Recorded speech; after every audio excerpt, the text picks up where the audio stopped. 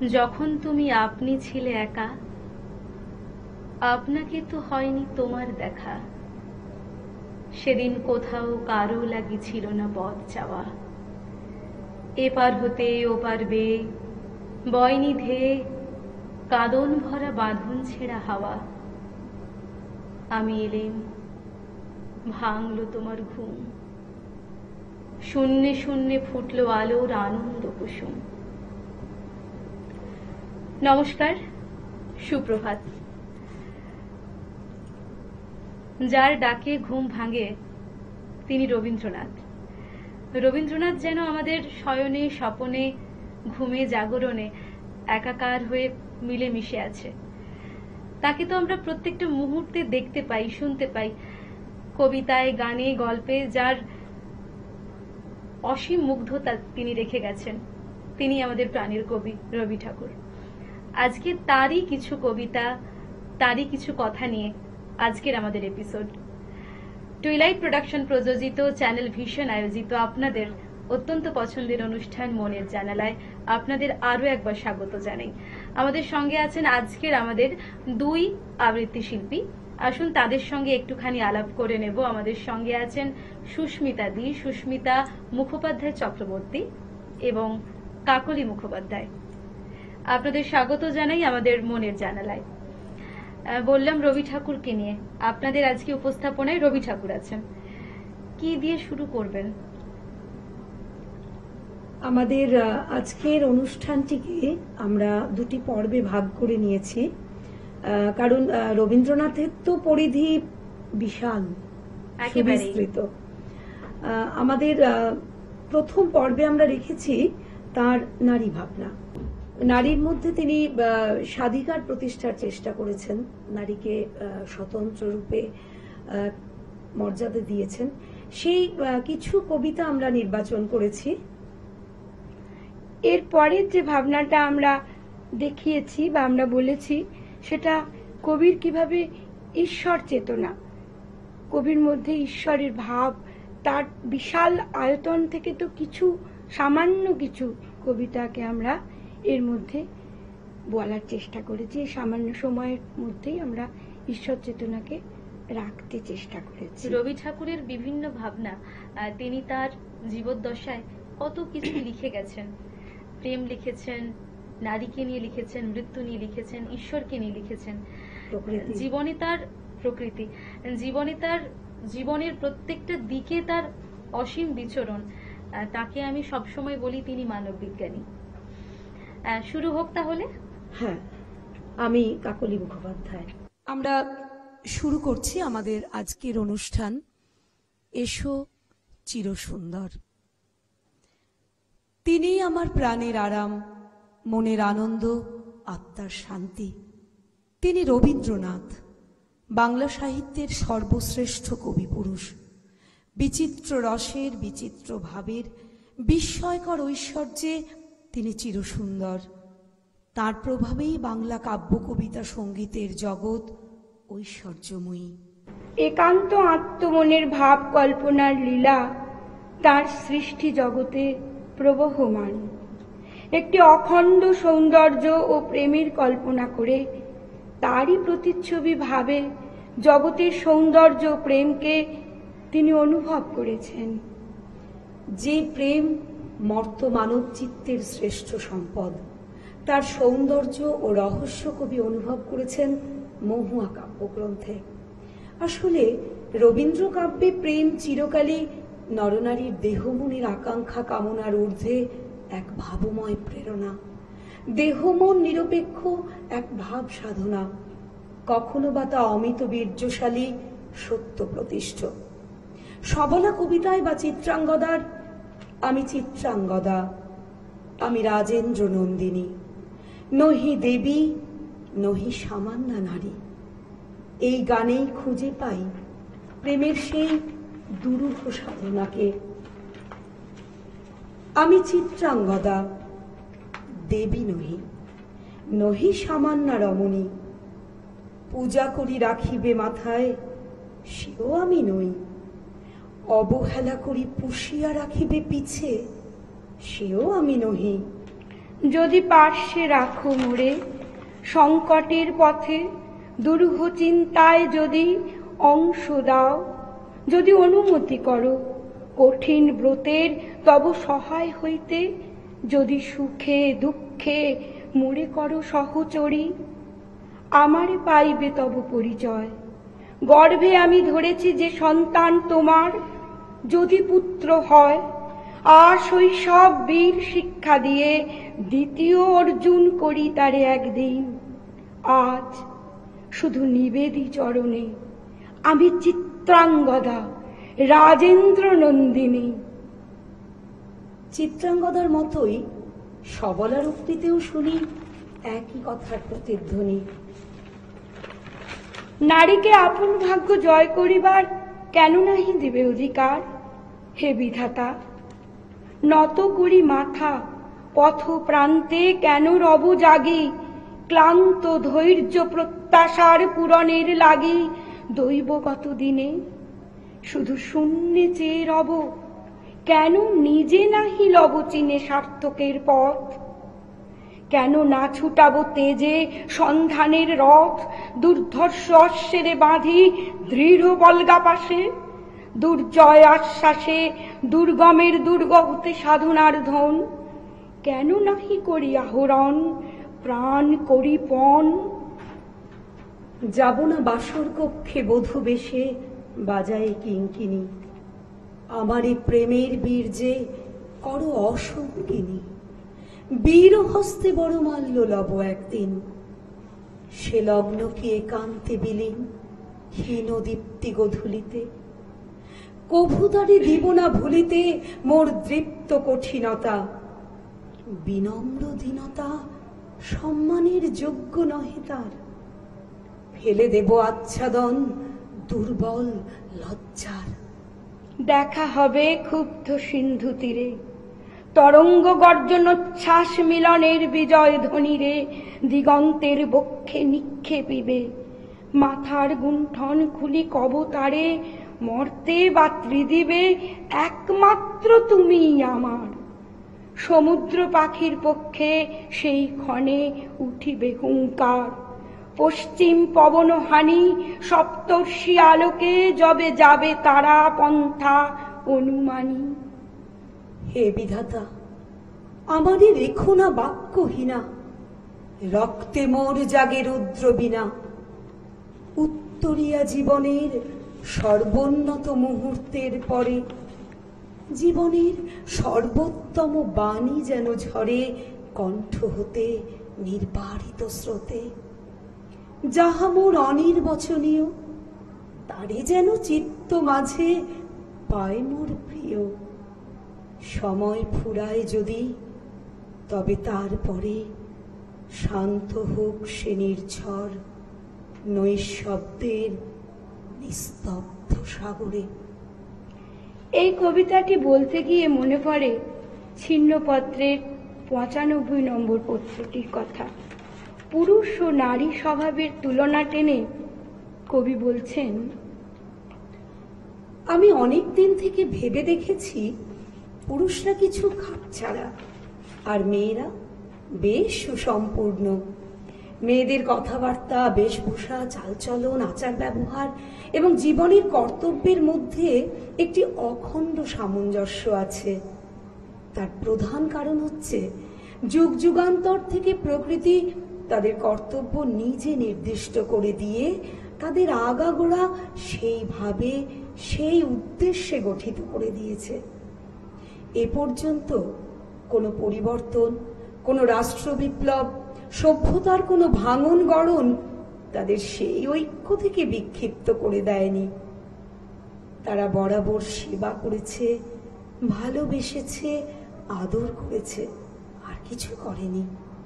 তাদের অঙ্গ প্রত্যঙ্গে, ভাষায়, ভঙ্গিতে সেই কাজের নৈপুণ্য এবং সৌন্দর্য যেন মিশে এক হয়ে গেছে। তাদের স্বভাব এবং তাদের কাজ যেন পুষ্প এবং পুষ্পের গন্ধের মতো সম্মিলিত হয়ে গেছে। তাদের মধ্যে সেই জন্য কোনো বিরোধ, কোনো ইতস্তত নেই।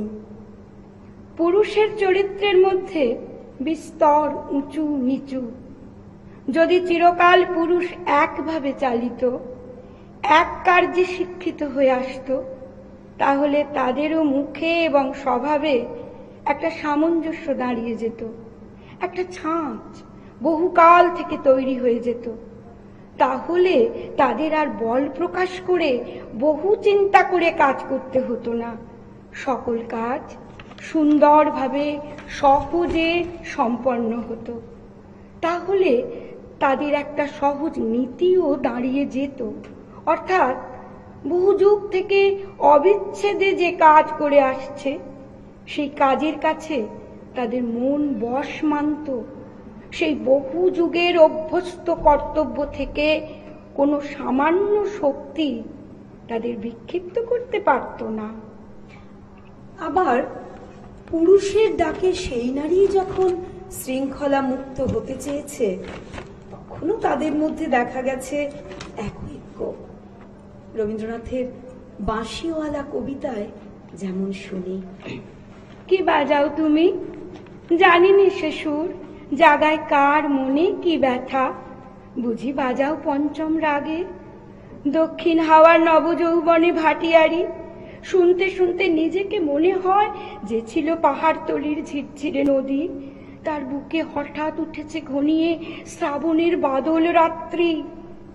সকালে উঠে দেখা যায় পাড়ি গেছে ভেসে, একগুঁয়ে পাথরগুলোকে ঠেলা দিচ্ছে অসহ্য স্রোতের ঘূর্ণি মাতন।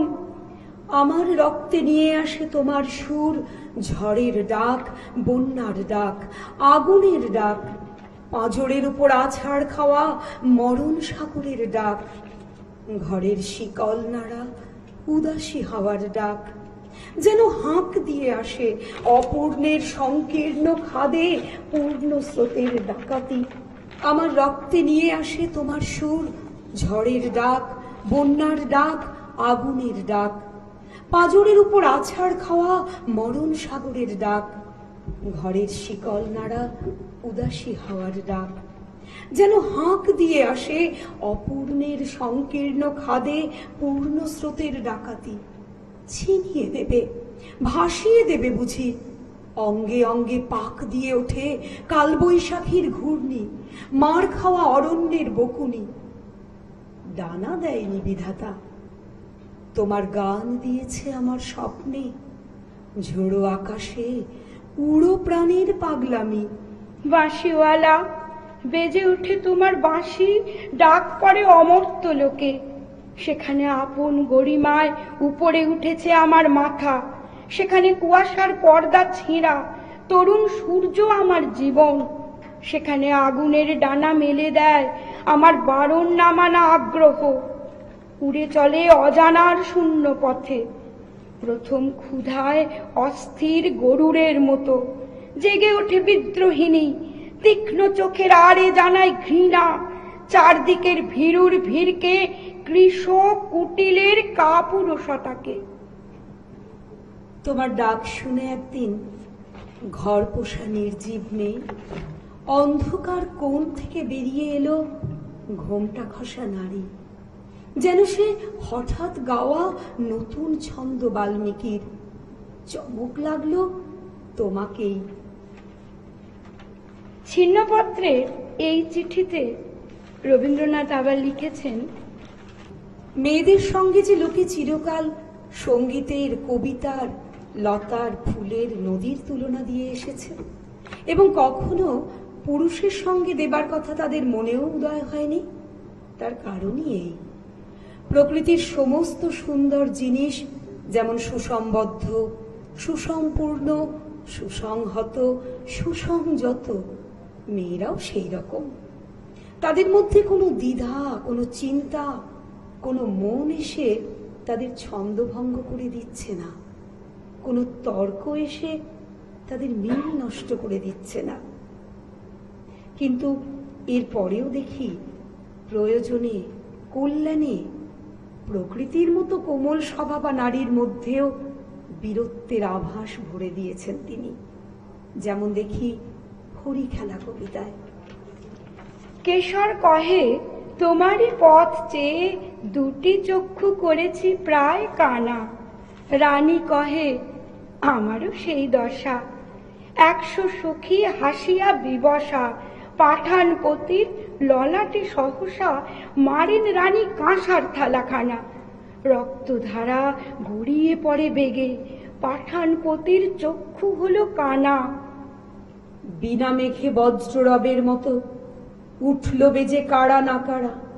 জ্যোৎস্নাকাশে চমকে ওঠে শশী, ঝনঝনিয়ে ঝিকিয়ে ওঠে অসি। সানাই তখন দ্বারের কাছে বসি, গভীর সুরে ধরল কানাড়া। কুঞ্জবনের তরু তলে তলে উঠল বেজে কাড়া না কাড়া। বাতাস বেয়ে ওড়না গেল উড়ে, পড়ল খসে ঘাগরা ছিল যত। মন্ত্রে যেন কোথা হতে কেড়ে বাকির হলো নারী শয্যা ছেড়ে। বাকির হলো নারী শয্যা ছেড়ে, 100 বীর ঘিটল পাঠানেরে। পুষ্পক হতে 100 সাপের মতো, স্বপ্ন সম ওড়না গেল উড়ে, পড়ল খসে ঘাগরা ছিল যত। যে পথ দিয়ে পাঠান এসেছিল, সে পথ দিয়ে ফিরল না কো তারা। ফাগুন রাতে কুঞ্জ বিতানে, মত্ত কোকিল বিরাম না জানে। কতুনপুরে বকুল বাগানে, কেশর খাঁয়ের খেলা হলো সারা। যে পথ দিয়ে পাঠান এসেছিল, সে পথ দিয়ে ফিরল না কো তারা। ভীষণ ভালো লাগলো রবি ঠাকুরের যে নারী নিয়ে যে লেখা, অনেক কবিতা আছে, তারই মধ্যে বেশ কিছু কবিতাকে আপনারা একত্রিত করে যেভাবে বললেন, ভীষণ ভালো লাগলো। সত্যি বলতে এই জিনিসগুলো যারা শুনছেন, এগুলো তাদের কাছে একটা তথ্যের মতো কাজ করতে পারে। ভীষণ রকম ভালো লাগলো। এরপর কি শুনবো? আমরা নারী থেকে কিভাবে ঈশ্বর চেতনায় কবির খুব সামান্য অংশ আমরা ছুঁতে চেষ্টা করেছি। বেশ, আসলে রবীন্দ্রনাথের ঈশ্বর চেতনা নিয়ে বলার জায়গা প্রচুর প্রচুর প্রচুর। চিত্রার জীবন দেবতা থেকে শুরু করে চলেছে। আমরা খুব সামান্য একটু অংশ সেখান থেকে নির্বাচন করেছি, বেশ, আমরা যাচ্ছি সেখানে। কঠিন ব্রতে সহায় হতে চাওয়া নারী রূপের কল্পনা যদি হয় তার জীবনের এক গভীর দর্শন, তবে আর এক দর্শনের সূচনা পরিণত বয়সে এসে। প্রকৃতি ও মানব জীবনে অভিব্যক্ত এই সৌন্দর্য এবং প্রেমের ভোগকে ত্যাগ করে ভগবানকে তিনি স্রষ্টার প্রত্যক্ষ অনুভূতির পথ ধরেছেন। ভগবানকে এখানে তিনি মাধুর্য ও ঐশ্বর্যময় রূপে অনুভব করে অহং ত্যাগ করে দুঃখ বেদনার দাহের হৃদয়কে নির্মল করে তার দয়া প্রার্থনা করেছেন। হৃদয়ে তোমার দয়া যেন পাই, সংসারে যা দিবে মানিব তাই। হৃদয়ে তোমায় যেন পাই। তব দয়া জাগিবে স্মরণে, নিশিদিন জীবনে মরণে। দুঃখে সুখে সম্পদে বিপদে তোমারই দয়া পানে চাই। তোমারই দয়া যেন পাই। তব দয়া মঙ্গল আলো, জীবন আধারে জালো। প্রেম ভক্তি মম সকল শক্তি সম, তোমারই দয়া রূপে পাই। আমার বলে কেহ নাই, হৃদয়ে তোমার দয়া যেন পাই। এতদিনের উত্তেজনাময় কলকোলাহল পূর্ণ কর্মজীবন ছেড়ে সংসারের সমস্ত স্বার্থ সম্বন্ধ লাভ লোকসানের হিসাব শেষ করে প্রস্তুত হয়েছেন আধ্যাত্মিক জীবন উপলব্ধির জন্য। সকলের কাছে বিদায় গ্রহণ করে প্রস্তুত হয়ে তিনি তার দেবতার জন্য প্রতীক্ষা করছেন। আমি এখন সময় করেছি, তোমার এবার সময় কখন হবে? সাঁঝের প্রদীপ সাজিয়ে ধরেছি, শিখা তাহার জ্বালিয়ে দেবে কবে? নামিয়ে দিয়ে এসেছি সব বোঝা, তোরই আমার বেঁধে এলেম ঘাটে। পথে পথে ছেড়েছি সব খোঁজা, কেনা বেচা নানান হাটে হাটে। সন্ধ্যাবেলায় যে মল্লিকা ফুটে, গন্ধ তারি কুঞ্জে উঠে জাগি। ভরেছি জুঁই পদ্ম পাতার পুঁতে, তোমার করপদ্ম দলের লাগি। রেখেছি আজ শান্ত শীতল করে, অঙ্গন মোর চন্দন সৌরভে। সেরেছি কাজ সারাটা দিন ধরে, তোমার এবার সময় কখন হবে? আজকে চাঁদ উঠবে প্রথম রাতে নদীর পাড়ে নারিকেলের বনে। দেবালয়ের বিজন আঙিনাতে পড়বে আলো গাছের ছায়া শনে। দক্ষিণ হাওয়া উঠবে হঠাৎ বেগে, আসবে জোয়ার সঙ্গে তারই ছুটে। বাঁধা তরি ঢেউয়ের দোলা লেগে, ঘাটের পরে মরবে মাথা কুটে। জোয়ার যখন মিশিয়ে যাবে কুলে, থমথমিয়ে আসবে যখন জল, বাতাস যখন পড়বে ঢুলে ঢুলে, চন্দ্র যখন নামবে অস্তাচল। শিথিল তনু তোমার ছোঁয়া ঘুমে, চরণতলে পড়বে লুটে তবে। বসে আছি শয়ন পাতে ভূমে, তোমার এবার সময় হবে কবে? আমি এখন সময় করেছি, তোমার এবার সময় কখন হবে? আনন্দাধ্যেব খল্লিমানি ভূতানি জায়ন্তে, আনন্দরূপমৃতং যদ্বিভাতি। এ তার সীমার মধ্যে অসীমের লীলা।